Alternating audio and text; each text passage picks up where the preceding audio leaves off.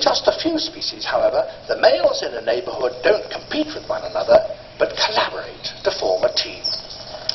This is the blue Manakin. He is captain of this team, and he whistles to summon the other members.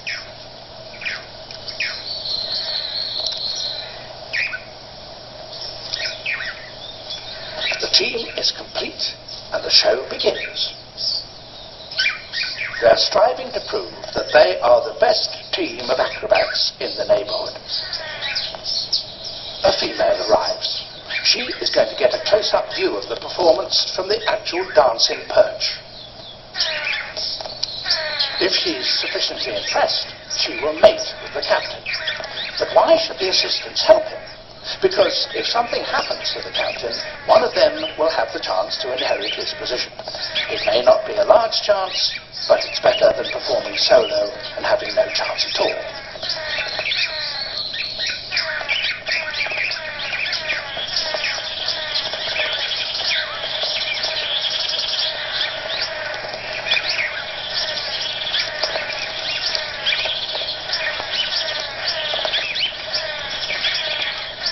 That's enough to show how expert they are. So the captain dismisses his assistants with another special call.